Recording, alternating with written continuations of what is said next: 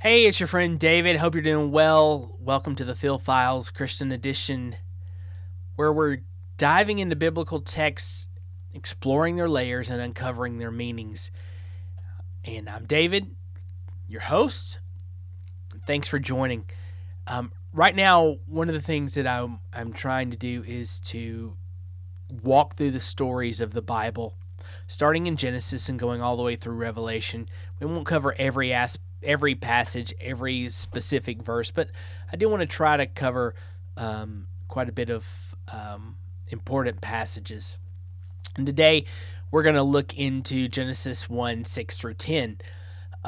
This is that iconic passage where God creates the expanse and separates the waters, but there's so much beneath the surface. So we'll talk today a little bit about the background, the imagery, and even the cultural implications of the passage. We're going to try to peel back the layers of a really intricate painting. And so let's start with the historical, the scriptural, the background of this passage. It's Moses is credited as the author, but modern scholarship suggested it might be a compilation of multiple sources. Genesis is part of the Pentateuch, and Moses has that authorship, or is noted as that authorship, and is foundational for both Judaism and Christianity.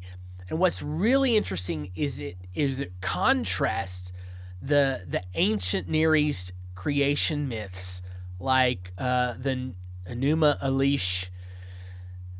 Genesis offers a very monotheistic narrative as opposed to a polytheistic one from the other ancient Near East creation myths or creation stories. And so when we look at the language and structure, the Hebrew word rakia, which means or translated expanse, suggests a firmament, almost like a dome. And understanding this really helps to grasp the text better. The passage follows a structured pattern: divine speech, command, execution, naming, and divine approval. And it's really almost poetic in its repetition. And then we have key themes like waters and heaven. Waters in Scripture often symbolize chaos, and separation signifies order over chaos. And even when heaven is mentioned, it refers to the sky or the firmament, not the home or the abode of God. It's more about how the physical world is structured and functions, not a location for where God lives and reigns. So moving on to the imagery, water is a potent symbol. It represents chaos, as I said earlier, but it also represents potentiality and life. The act of separating the waters is real crucial. It's about establishing order and boundaries, which are critical for creation. The expanse, again, or the rakia, acts as a marker of separation and protection. It creates the space for life to exist. And naming plays a role as well. In ancient cultures, naming signifies authority and dominion. By naming elements of creation, God asserts his control and his purpose and intentionality in the work that he's doing. He's doing it intentionally for a purpose, and he's doing it by naming it. And that's so fascinating. It's a powerful act, and in this context, it really does underscore God's sovereignty over the natural world. Now, speaking of sovereignty, the theology of Genesis 1 6 through 10 is deeply rooted in monotheism. Unlike other myths, this passage shows one God exercising sovereign control over all of creation. And creation is presented inherently as ordered and purposeful. God's approval with "it was good" emphasizes the intrinsic value embedded in creation. That creation in and of itself is good because God created it, and it has a purpose, and it is ordered.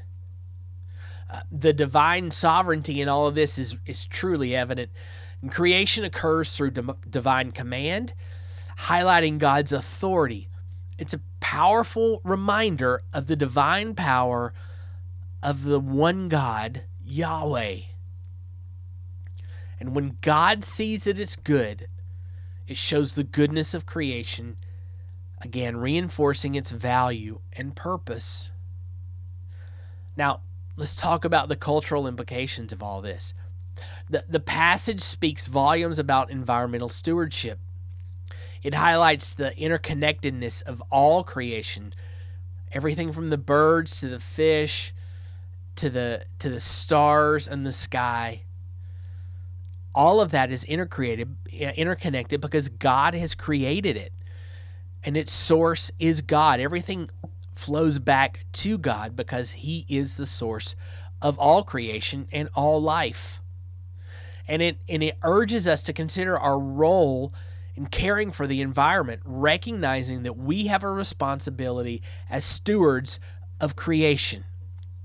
Chapter 2 will talk about that more, but we are stewards of creation. And then there's this dialogue between science and religion.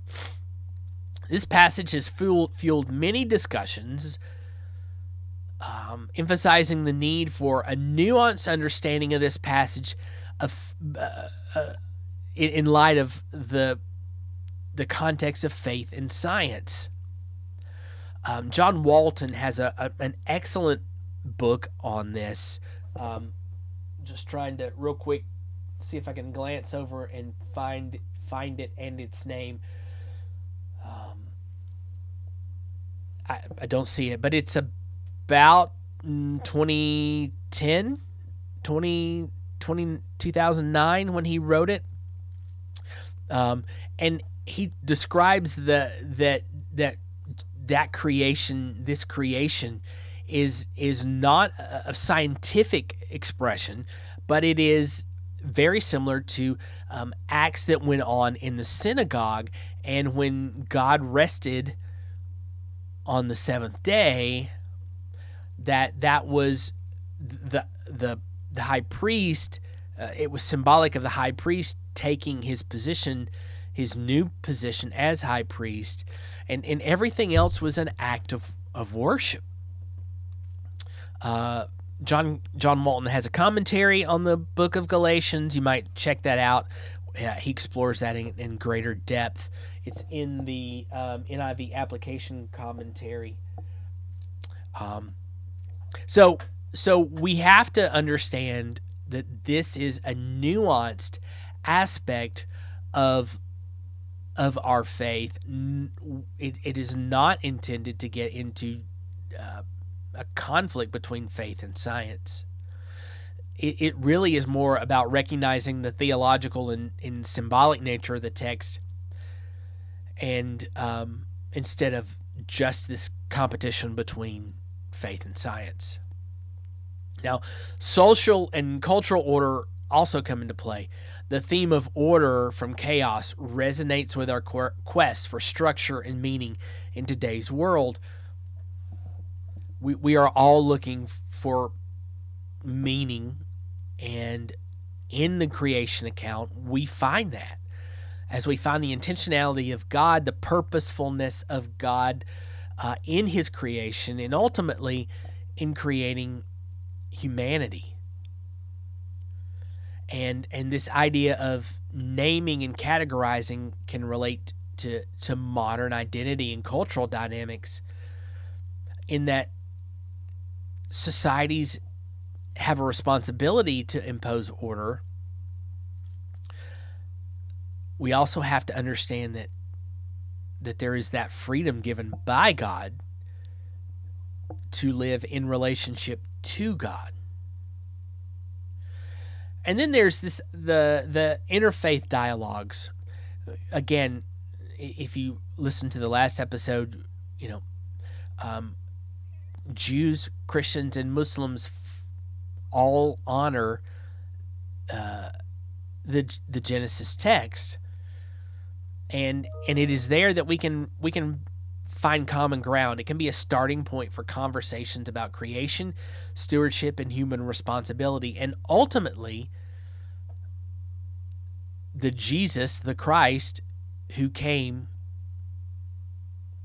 as the voice of God, as the image of God, as the Logos. And so as we wrap this up, Genesis 1, 6-10 is more than just a creation account. It's a narrative about order, authority, and goodness. And it's a passage that continues to inspire and provoke thought across different faiths, cultures, and even science. So thanks everybody for listening.